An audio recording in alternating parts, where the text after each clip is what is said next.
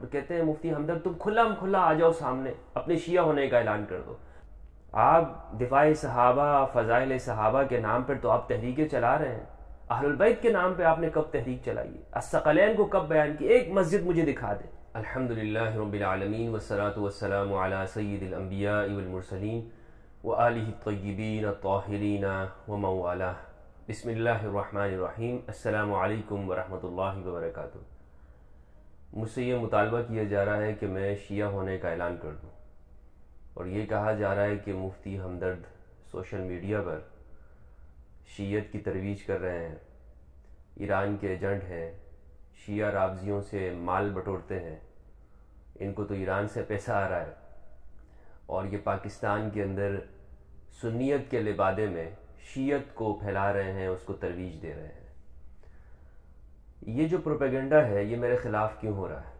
یہ کوئی نئی بات نہیں ہے، یہ قدیم زمانے میں بھی ہر اس شخص کے بارے میں ناسبی لوگ یہ پروپیگنڈا کرتے رہتے تھے کہ جو اہل البیت علیہم السلام کے فضائل بیان کرے اور ان کے حقوق بیان کرے، یہ بتائے کہ اہل البیت علیہم السلام الثقلین کا کیا مرتبہ ہے، نبی صلی اللہ علیہ وآلہ وسلم نے اس دنیا کے لیے، اپنی امت کے لیے کیا کیا چیزیں چھوڑی، حقائق لوگوں تک پہنچائے، تاریخ کے بارے میں بتائے کہ تاریخ میں اس امت کے ظالموں نے اپنے نبی کے خاندان کے ساتھ، ان کے نواسوں کے ساتھ کیا سلوک کیا، ان کے اہل البیت کے ساتھ کیا کیا۔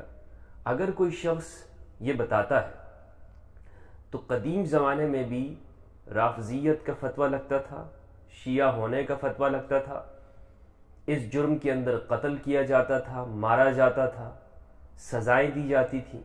بہت سارے نام ہیں، بے تحاشا نام ہیں، کتنے نام میں آپ کے سامنے دوں گا۔ اہل سنت والجماعت کے عظیم محدثین کے ساتھ کیا کیا کیا گیا۔ امام نسائی علیہ رحمہ کا نام کس سے ڈھکا چھپا نہیں ہے۔ امام نسائی کے ساتھ کیا ہوا؟ امام نسائی نے جب خصائص امیر المؤمنین علیہ السلام لکھی، جناب امام علی کے فضائل کے اندر، تو شام کے اندر رہنے والے لوگوں نے ان سے کہا کہ آپ معاویہ کی فضیلت میں کوئی حدیث بیان کیوں نہیں کی، آپ نے کوئی کتاب کیوں نہیں لکھی؟ انہوں نے جواب دیا کہ الا یرضی رأسا برأس حتی یفضل، اور کہا کہ کیا ان کا معاملہ برابر سرابر میں وہ چھوٹ جائے یہ کافی نہیں ہے؟ اور پھر زیادہ جب لوگوں نے تنگ کیا تو ایک حدیث ان کو سنا دی، لاش واللہ بطنا، اللہ ان کا پیٹ کبھی نہ بھرے۔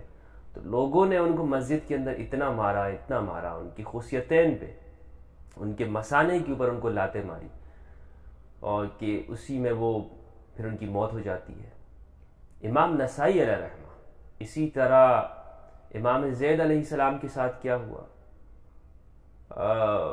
برسوں تک ان کی لاش برہنہ بغداد کے اندر لٹکائی گئی، برسوں تک لٹکتی رہی۔ امام زین العابدین علیہ السلام کے بیٹے ہیں وہ، امام محمد الباقر علیہ السلام کے بھائی ہیں۔ یہ پوری تاریخ ہے میرے بھائیوں، پوری تاریخ ہے۔ تو کس کس کا میں آپ کو بتاؤں گا؟ امام شافعی علیہ رحمہ، ان پہ الزام لگے، انہوں نے اہل البیت علیہم السلام کے فضائل سنائے۔ تو کہنے کا مقصد یہ ہے کہ مجھ سے جو ابھی یہ مطالبہ کر رہے ہیں ہمارے آج کل کے دوست نادان، میرے زمانے کے لوگ، اور کہتے ہیں مفتی ہمدرد تم کھلا آ جاؤ سامنے، اپنے شیعہ ہونے کا اعلان کر دو۔ یار میں آپ کے سامنے یہ جو بیان کر رہا ہوں، کیا میں آپ کو خوش کرنے کے لیے بیان کر رہا ہوں؟ میں شیعوں کو خوش کرنے کے لیے کر رہا ہوں؟ میں اپنی نجات کے لیے کر رہا ہوں کہ جو جھوٹ اور جس طرح سے نفرت کی باتیں ہمیں بتائی گئی، اس امت کو ڈیوائیڈ کرنے کی، جو حقائق جس طرح سے توڑ مروڑ کے ہمارے سامنے پیش کیے جاتے رہے ہیں، جب مجھ پہ آشکارا ہو گئے ہیں تو میں اوروں کو بتاؤں، یہ میرا فرض بنتا ہے۔ پھر میں نے پہلے دن سے لے کر آج تک کبھی بھی شیعت کی ترویج نہیں کی، یہ مجھ پر الزام ہے۔ میرے اپنے خیالات ہیں، اپنے نظریات ہیں، اور میں جو تحقیق کرتا ہوں، جو مجھے صحیح لگتا ہے اس کو میں بیان کرتا ہوں۔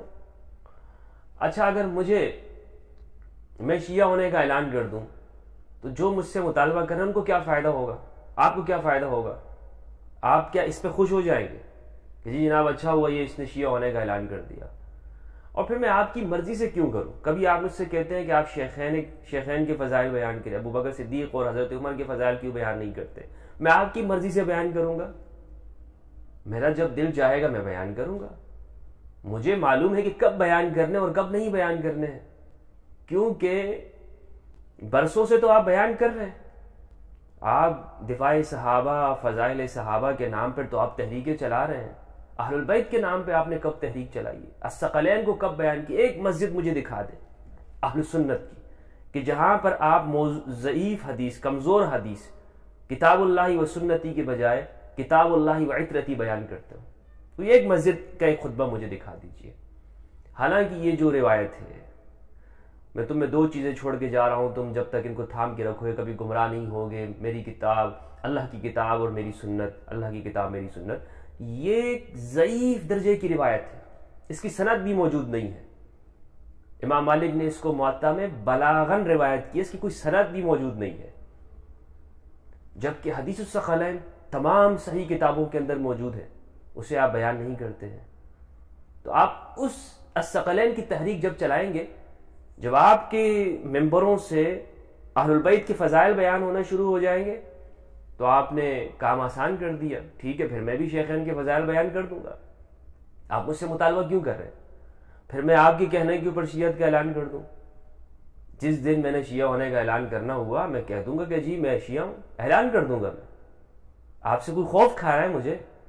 میں آپ سے کوئی تنخواہ لیتا ہوں؟ میں بھی بیٹھ جاؤں گا جناب سیاہ امامہ باندھ کے، اور مجھے کوئی کسی کا خوف ہے؟ یا میں آپ کو جواب دینا ہے، میں نے اللہ سبحانہ و تعالیٰ کو جواب دینا ہے. اپنے ذہن کو کلیئر کیجئے. جو میرے سوالات ہیں ان کا اگر آپ کے پاس جواب ہے تو ٹھیک ہے، نہیں دینے ہیں آپ نے تو نہ دیجئے. میں نے آپ سے میں نے کسی سے بھی یہ مطالبہ نہیں کیا جناب کہ وہ میرے نظریات کے اوپر آ جائے، یا جو میں کہہ رہا ہوں تو وہ ہر بحرف اس کو مان لے. آپ آزاد ہیں، آپ اپنی مرضی کریں. کسی کے اوپر بھی میں اپنی رائے کو تھوپنے کا، میں نے کسی کو آج تک نہیں کہا کہ جی میری بات ہی مانو ورنہ تو تم گمراہ ہو. تو کسی کی تکفیر نہیں کرتا. میں نے ہمیشہ یہ کوشش کی، اور یہ بھی میں انشاءاللہ اس امت کی وحدت کے لیے جو میں کر رہا ہوں، مجھے معلوم ہے کہ اس کے کیا نتائج اور کیا اثرات ہیں. ہمیشہ یہی کوشش کی ہے کہ امت مسلمہ کے جو دو بڑے گروہ ہیں ان کے درمیان میں قربتیں لائی جائیں، فاصلے کم کیے جائیں، ختم کیے جائیں، یہ نفرتوں کو مٹایا جائے. یہ تکفیر کے جو فتنے اور فساد ہے پوری دنیا کے اندر مسلمانوں کی پیشانی کے اوپر جو ہے وہ کلنک کا وہ کیا کہتے ہیں اس کو، ٹیکا کہتے ہیں. یہ وہ ہے، ایک داغ ہے. ہمیں لوگ کہتے ہیں کہ آپ الحاد کے خلاف کام کریں، تھیزم کے خلاف، اور جو اسلام کے اوپر آریہ سماجی اعتراض کر رہے ہیں ان کے خلاف کام کریں. ٹھیک ہے، یہ ساری باتیں آپ کی صحیح ہے. ایتھیزم کے اوپر کام ہونا چاہیے، رد الحاد پہ کام ہونا چاہیے. لیکن آپ یہ دیکھیں کہ ملحدین کے سوالات کہاں سے پیدا ہوتے ہیں. ملحدین آپ کی انہی روایات کے اندر سے سوال اٹھاتے ہیں، آپ کی اسی تاریخ کے اوپر سے سوال اٹھاتے ہیں، بتاتے ہیں آپ کو کہ دیکھیں اس تاریخ کے اندر یہ کیا کیا ہوا ہے. آپ وہاں پہ یا تو جھوٹ بولیں گے اور یا آپ کہیں گے کہ نہیں جی تمہارا اسلام سے کیا تعلق ہے، تم کس طرح سے یہ سوال کر رہے ہو. تو جو سوالات ہیں آپ اس کو ایڈریس نہیں کرتے. آپ اس کے اوپر سے اپنے جو آپ کے جو ماننے والے ہیں نا، جو آپ کے فالوور ہیں، آپ کہتے ہیں کہ جی سب ٹھیک ہے. جب وہ خود پڑھتا ہے اسے معلوم ہوتا نہیں یار مولوی صاحب نے تو جھوٹ بولا ہے، کہاں ٹھیک ہے. آپ تو کہتے ہیں کہ جی وہ آپس میں نہیں لڑتے تھے، حالانکہ کشت و خون ہوا ہے، جنگیں ہوئی ہیں، ہزاروں لوگ شہید ہوئے ہیں، مارے گئے ہیں. آپ باغیوں اور ظالموں کو جب بڑے بڑے اچھے اچھے ٹائٹل دے رہے ہوتے ہیں تو آپ نہیں معلوم آپ کو کہ آپ اسلام کے ساتھ کتنا بڑا ظلم کر رہے ہوتے ہیں اور الحاد کو کتنا بڑا فائدہ پہنچاتے ہیں.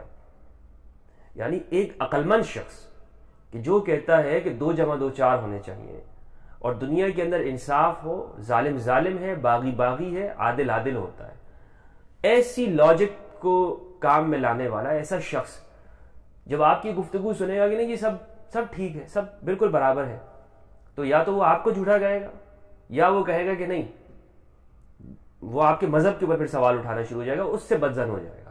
تو آپ لوگوں کو بدزن کرتے ہیں.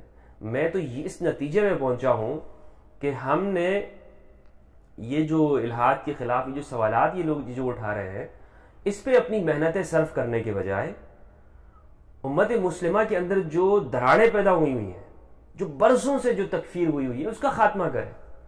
آپ ایک دوسرے کو تو مسلمان نہیں سمجھتے، آپ لوگوں کو کیا مسلمان بناؤ گے؟ کون سے فرقے